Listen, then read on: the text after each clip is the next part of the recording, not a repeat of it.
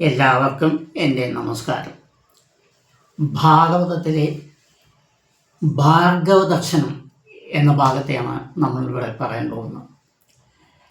ദ്വാരകയിൽ, അതായത് മധുരാപുരിയിൽ താമസിക്കുന്ന കാലത്ത് ഭഗവാൻ ശ്രീകൃഷ്ണനും അദ്ദേഹത്തിൻ്റെ ജ്യേഷ്ഠനുമായ ബലഭദ്രനും കൂടി ഒരിക്കൽ നമ്മുടെ പരശുരാമൻ, അതായത് ഭാർഗവൻ തപസ് ചെയ്യുന്ന ഗോമന്തപർവ്വതം അവിടെ പോയി അദ്ദേഹത്തിനെ ഒന്ന് കാണാൻ ആഗ്രഹിച്ചിരുന്നു. അതനുസരിച്ച് അദ്ദേഹം ഉദ്ധവരെയും മറ്റുള്ളവരെയൊക്കെ വിളിച്ചു പറഞ്ഞു, ഞങ്ങൾ ഇങ്ങനെ ഗോമന്തപർവ്വതത്തിൽ ഭാർഗവ ദർശനത്തിന് വേണ്ടി പോവുകയാണ്, അതുകൊണ്ട് കുറച്ച് താമസമാവും വരാൻ, നിങ്ങളെല്ലാവരും കൂടി ഇവിടെ ഭരണം നടത്തിക്കൊള്ളണം എന്ന് പറഞ്ഞ് അങ്ങോട്ട് പോയി. അങ്ങനെ ഗോമന്തപർവ്വതത്തിൽ രണ്ടുപേരും എത്തിയ സമയത്ത് ഭാർഗവൻ, അതായത് പരശുരാമൻ, അങ്ങനെ ധ്യാനത്തിലിരിക്കുന്നു. ശിഷ്യന്മാരെല്ലാവരും കുറേ കൂടിയിരിക്കുന്നു. കൃഷ്ണനും രാമനും വന്ന ഉടനെ അദ്ദേഹത്തിൻ്റെ ജ്ഞാനത്തിൽ മനസ്സിലായി. ഉടനെ എണീച്ചു നിന്ന് കൈകൾ രണ്ടും തൊഴുതുകൊണ്ട് അദ്ദേഹം പറഞ്ഞു, കൃഷ്ണ, ഞാനും താങ്കളും ഒന്നാണ്. ഞാൻ ത്രേതായുഗത്തിൽ അവതരിച്ചു, താങ്കൾ ദ്വാപരയുഗത്തിൽ അവതരിച്ചു എന്നുള്ള വ്യത്യാസം മാത്രമേ ഉണ്ടായുള്ളൂ. അതുകൊണ്ട് ഞാൻ അങ്ങയെ വർദ്ധിക്കുമ്പോൾ നമ്മൾ രണ്ടുപേരും ഒന്നാണ്. അങ്ങ് ഇവിടെ ദർശനം തരാനുള്ള കാരണം എന്താണെന്ന് എന്നെ ഒന്ന് അറിയിച്ചാൽ കൊള്ളാം. കൃഷ്ണൻ ചിരിച്ചുകൊണ്ട് പറഞ്ഞു, ഒന്നുമില്ല, പ്രത്യേകിച്ചൊന്നും ഉണ്ടായിട്ടല്ല. താങ്കൾ തപസ് ചെയ്യുന്ന ഈ ഗോമന്തപർവ്വതത്തിൻ്റെ ഭംഗി ഒന്ന് ആസ്വദിക്കണം. താങ്കൾ എവിടെയാണ് തപസ് ചെയ്യുന്നത്, അത് എങ്ങനെയുള്ള സ്ഥലമാണെന്ന് കാണണമെന്നൊരാഗ്രഹം കൊണ്ട് ഞാൻ വന്നു എന്ന് പറഞ്ഞു. അപ്പോൾ പരശുരാമൻ പറഞ്ഞു, ഈശ്വര, താങ്കളാൽ സൃഷ്ടിക്കപ്പെട്ട ഈ ഭൂമിയിൽ ഈ ഗോമന്തപർവ്വതം എവിടെയാണ്, എങ്ങനെയാണ് എന്ന് താങ്കൾക്ക് അറിയില്ല എന്ന് പറയുന്ന സമയത്ത് തന്നെ അതൊരു ലീല തന്നെയാണ്, സംശയമില്ല. താങ്കളും ഞാനും ഒന്നു തന്നെയാണ്. അതുകൊണ്ട് ഏതായാലും അത് ഉദ്ദേശം നടക്കട്ടെ.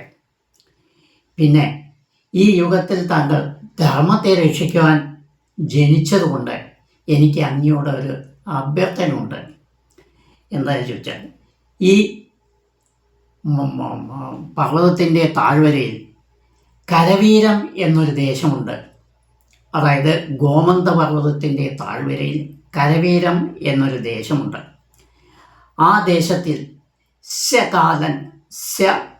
ശകാല വാസുദേവൻ, സംശയം തോന്നുന്നത് പൗണ്ഡ്രേയ വാസുദേവൻ എന്നൊരാളുണ്ട്. അതല്ല, ഇത് ശകാല വാസുദേവൻ എന്നൊരു രാജാവുണ്ട്. ദുഷ്ടനായ രാജാവാണ്. അദ്ദേഹം എല്ലാവരും ഉപദ്രവിച്ചുകൊണ്ട് വാസുദേവൻ ഞാനാണ് എന്ന് സ്വയം പ്രഖ്യാപിച്ചുകൊണ്ട് നടക്കുന്നു. അയാളെ വധിച്ച് ധർമ്മം രക്ഷിക്കണം എന്ന് പറഞ്ഞു. അപ്പോൾ ശ്രീകൃഷ്ണൻ ചിരിച്ചു.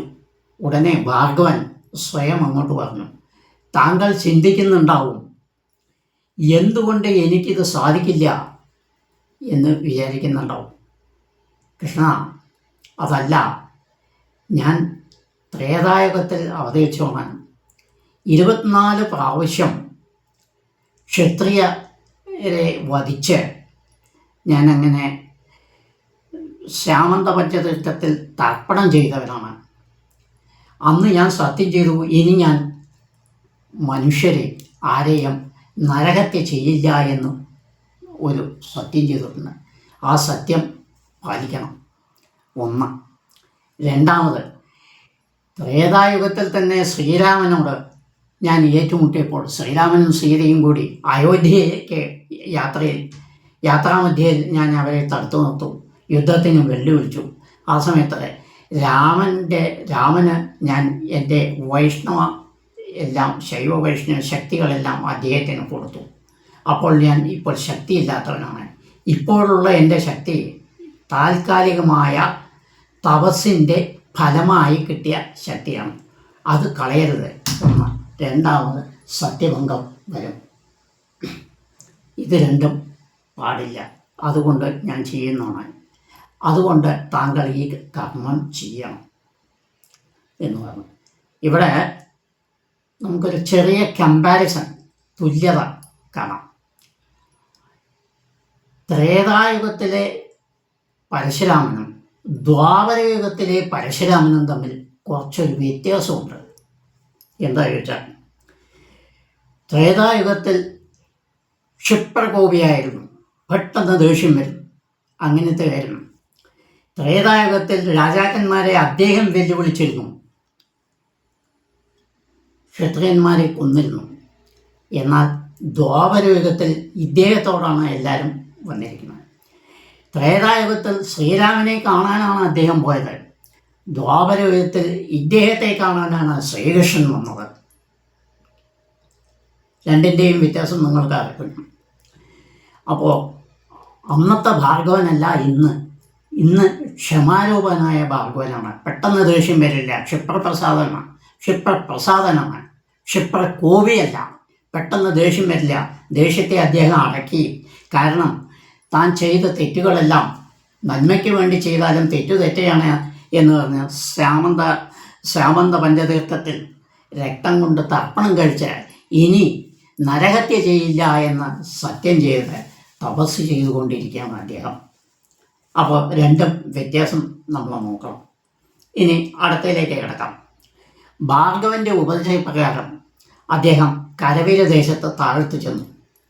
അവിടെ ചെന്ന് ശാകല വാസുദേവൻ്റെ കോട്ടയിൽ ചെന്ന് പാഞ്ചജന്യം മുഴക്കി. അപ്പോൾ അവിടുത്തെ അദ്ദേഹത്തിൻ്റെ ഭടന്മാരെല്ലാം വന്നു. നോക്കിയ സമയത്ത് രണ്ട് ചെറുപ്പക്കാർ നിൽക്കുന്നു. അവരോട് യുദ്ധം ചെയ്യാൻ തയ്യാറായ സമയം അവരെല്ലാവരും മരിച്ചുപോയി. അവരെ എല്ലാവരും വിരുക്കുന്നു. ഉടനെ ശാകല വാസുദേവൻ സ്വയം വന്നു, ഇവരെ കൊല്ലാം എന്ന് യുദ്ധത്തോടു കൂടി വന്നു. നോക്കിയ സമയത്ത് രണ്ട് ചെറുപ്പക്കാർ, ഇവർ എൻ്റെ മുമ്പിലെ ആരുമല്ല എന്ന ഭാവത്തിൽ അവരോട് യുദ്ധം ചെയ്യാൻ തുടങ്ങി. കൃഷ്ണനും യുദ്ധം ചെയ്തു. ഇദ്ദേഹത്തെ അത്ര വേഗം കൊല്ലാൻ സാധിക്കില്ല. എന്താണ്, വരബലം കൊണ്ടാണോ? അല്ല, വരബലം പലതും ഉണ്ട് അദ്ദേഹത്തിന്. പക്ഷേ ഇദ്ദേഹത്തിൻ്റെ വരബലമല്ല കാരണം. ദുർദേവതകളെയാണ് ഇദ്ദേഹം ഉപാസനാമൂർത്തിയായി സ്വീകരിച്ചിരുന്നത്, ദുർമരണങ്ങളെയും ദുർദേവതകളെയും. അപ്പോൾ ഇദ്ദേഹത്തിനെ ആക്രമിക്കുന്ന സമയത്ത് ഈ ദുർദേവതകൾ അതിനെ എതിർത്ത്, ആ ശരങ്ങളെ എതിർത്ത് നശിപ്പിക്കും. കൃഷ്ണഭഗവാൻ ഇതറിയാം. അതുകൊണ്ട് ഇദ്ദേഹത്തെ കൊല്ലാൻ ഏകമാർഗം സുദർശന ചക്രമാണ് എന്ന് സുദർശന ചക്രം വിട്ട് അദ്ദേഹത്തെ കഴുത്ത് ഖണ്ഡിച്ച് കൊന്ന് അദ്ദേഹത്തിൻ്റെ പുത്രനെ അവിടെ രാജാവാക്കി വഴിച്ചു. അത് കഴിഞ്ഞ ശേഷം ഇവർ നേരെ ആ പർവ്വതത്തിൻ്റെ ഏറ്റവും മുകളിൽ പ്രവേശിച്ചു. ആ പ്രദേശത്തിൻ്റെ പേര് പ്രവർഷണം എന്നാണ്. പർവ്വതത്തിൻ്റെ ഉച്ചം പ്രവർഷണം. എന്താ ഈ പ്രവർഷണം എന്ന് പേര് വരാൻ കാരണം? എല്ലാ സമയങ്ങളും എല്ലാ സമയങ്ങളും പറഞ്ഞ 24 മണിക്കൂറും നല്ല അർത്ഥം. എല്ലാ കാലങ്ങളിലും അവിടെ വർഷമുണ്ടായിരിക്കും, മഴ ഉണ്ടായിരിക്കും. സാധാരണഗതിയിൽ നമ്മുടെ ഈ വർഷകാലം, ശൈത്യകാലം, ഉഷ്ണകാലം, വേനൽക്കാലം, ഇങ്ങനെ കാലങ്ങളെ പല ഘട്ടങ്ങളായി തിരിച്ചിട്ടാണ് നമ്മൾ അനുഭവിക്കാറുള്ളത്. വേനൽക്കാലത്ത് ചൂടായിരിക്കും, മഴക്കാലത്ത് മഴയായിരിക്കും, ശൈത്യകാലത്ത് തണുപ്പായിരിക്കും, ഇങ്ങനെ. പക്ഷേ ഈ പർവ്വതം, അതായത് ഗോമന്ത പർവ്വതത്തിൻ്റെ മൂർധാവായ പർവ്വഷണത്തിൽ ഏത് കാലത്തും മഴയുണ്ടാവും. അവിടെ കാലങ്ങൾ വ്യത്യാസങ്ങളില്ല.